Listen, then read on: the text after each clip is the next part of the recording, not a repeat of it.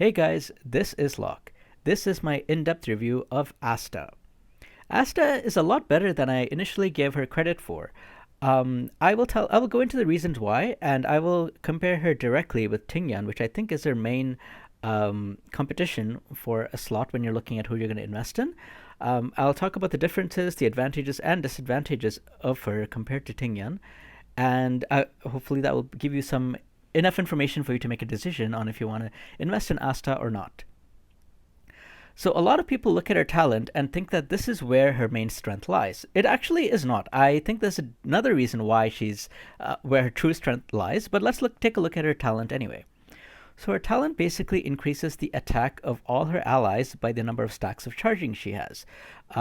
She gets one stack of charging for every different ally that Asta hits, and an extra stack if if that enemy has a fire weakness. She uses her skill to be able to attack, 5 times. So she attacks whichever enemy you pick, and then you will attack 4 more times to random enemies. If you are fighting 5 different enemies and this skill is really lucky that you're able to hit all 5 of them in a row, then you basically already start with 5 stacks, right? And your entire team gets basically 35% attack boost. At level 1, this goes up. I'm not sure exactly what the cap is at level 10, but at level 1 already, she's giving everybody 35% attack only if she has five stacks of charging. And at the beginning of every turn after the second turn, the charging stack count decreases by 3 at the beginning of every turn. So if say by 2 turns she's able to give everybody if she's able to give herself 5 stacks, now she has to keep generating at least 3 stacks every turn to keep maintaining the 35% attack buff. Now this is kind of difficult to do. I don't think she will actually be able to maintain that for long.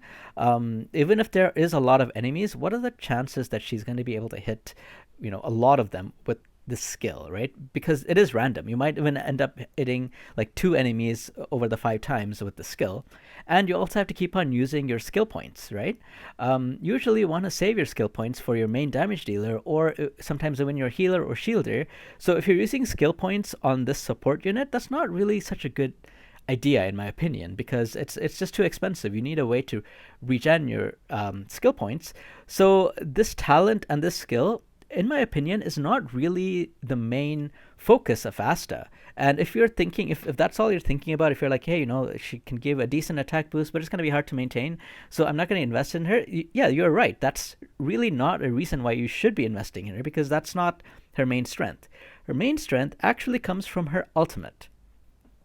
So her ultimate at level 1 gives 36 speed to everybody, all your allies, for 2 turns. In my opinion, this is actually really huge. Let's make a very direct comparison with a stat that Tingyun can increase. So Tingyun gives one ally 37% attack, right? And this is at level 6, not even level 1. But just for the comparison, let's say she gives 36% attack, and her ultimate does something else too, but 36% attack. If you look at how much attack you can get from your relics, right? A level 15 relic gives you 43% attack. So Tingyun gives less attack than this relic. But a level 15 boots gives you 25 speed. And Asta gives you more than that. She gives you 36 speed only at level 1 for 2 turns. That is a huge boost in speed, right? If you're using Asta, you can start to build a team where all of your units are taking 2 turns for every turn the enemy is going once. As you progress in levels, you will want to start building speed boots. Your shoes will probably no longer be attack and defense and HP. It will actually just be speed boots, because you want to start taking more turns. And using Asta in addition to using speed boots will have a significant boost in speed that your units will very easily be able to outspeed and take twice as many turns as the enemies. This is especially important in Memories of Chaos, because the enemies are really difficult to deal with. Like I did a video just now talking about the Memory of Chaos 6, and the best way I could think of beating that was to break the enemies. If your units are going twice as many turns as before, now that's going to give you twice as many chances to break the enemies. And I mean, there's a lot of other benefits too. Even if you're normal attacking, you're going to generate skill points. You're going to generate your energy ultimate gauge, right? So speed is actually a very crucial and important factor in this game, and Asta provides such a huge boost with her ultimate. Now, because she is a Harmony character, you can also put this card on her. Sorry, not that one.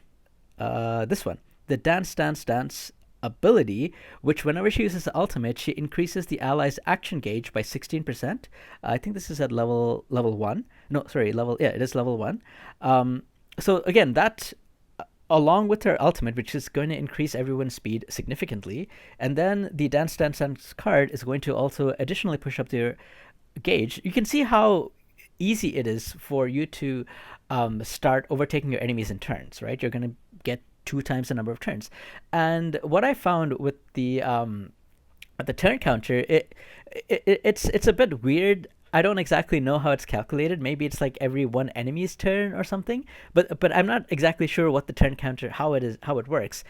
Because I hope you know what I mean. In the Memories of Chaos, to get the 3-star, to get the 3-star reward, you want to be able to finish it in a number of turns.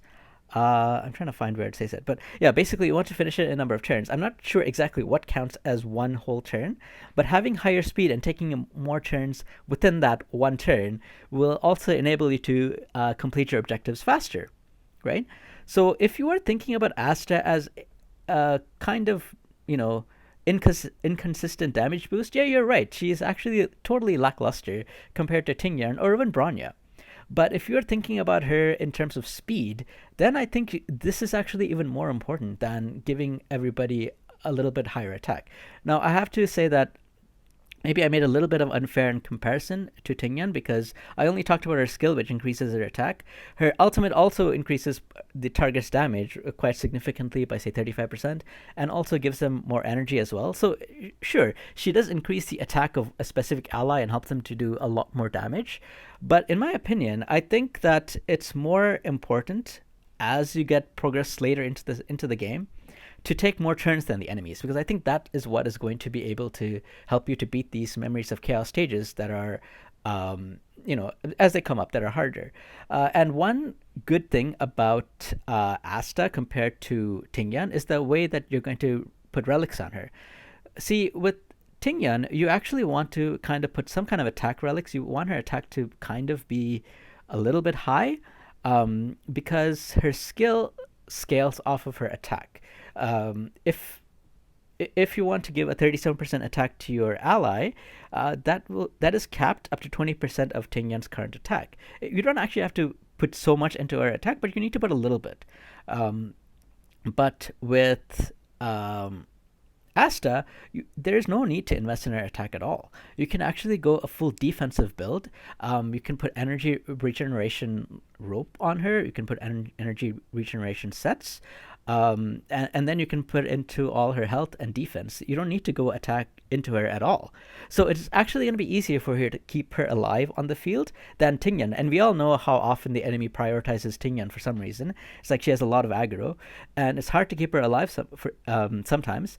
But with Asta, that will be a little bit less of a problem because you can actually build her very defensively.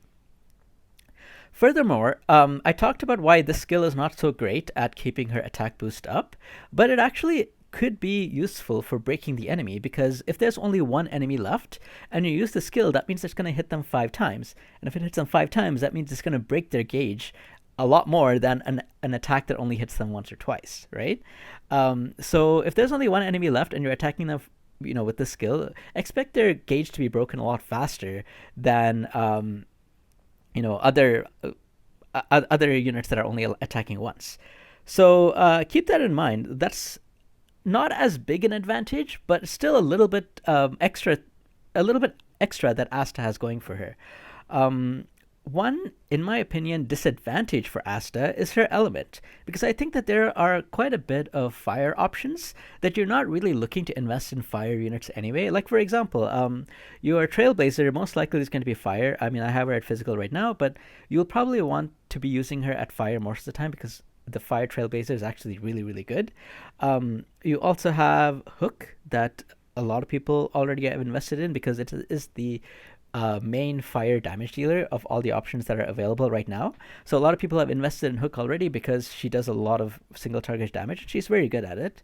Um, if you happen to have got Himiko like I have, she's also again another fire unit. There's like 4 fire units available, where as there isn't as many units available in other elements that you would have already invested in. Whereas Tingyun is in Thunder, and with the Thunder element, I feel like sure there is quite a few options, but they're not as attractive as the Fire options. Like you have, well, okay, so you have Jingyuan, but not a lot of people pulled him.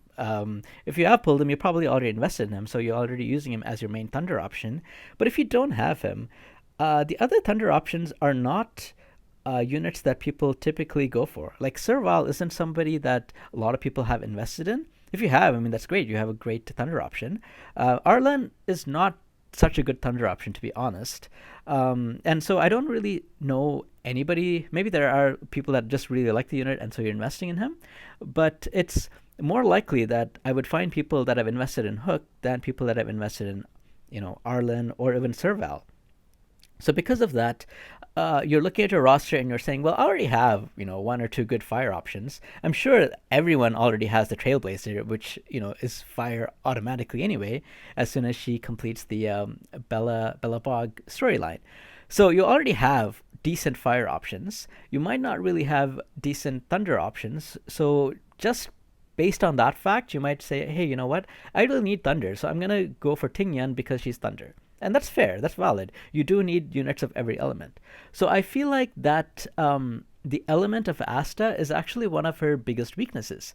There are other good options for fire that you'll probably be investing in that more than you're going to think about investing in Asta. But I think in the future, as everyone starts to get endgame, I think Asta will become very, very attractive, and I think more and more people will start investing in her. Myself, I'm actually going to start investing in her as well because I feel like I can see myself bringing her along more often than Tingyan.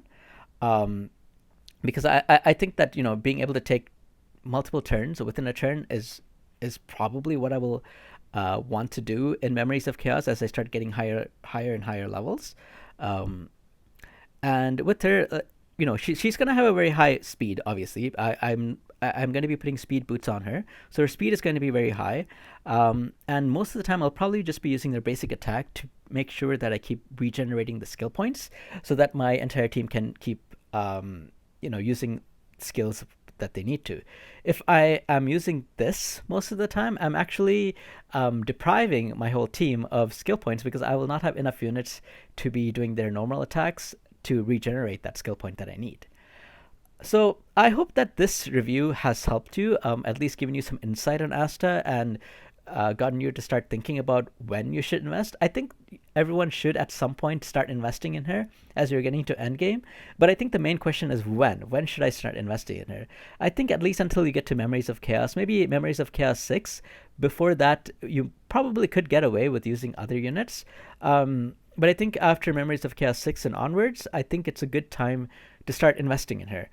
Let me know if you disagree. Let me know if you think that she's really not worth it, and let me know if you think that there's a different point earlier or later that you think that you should start investing in her. That's it for my review. I hope that you guys enjoyed this video, and I will see you guys next time. Take care now.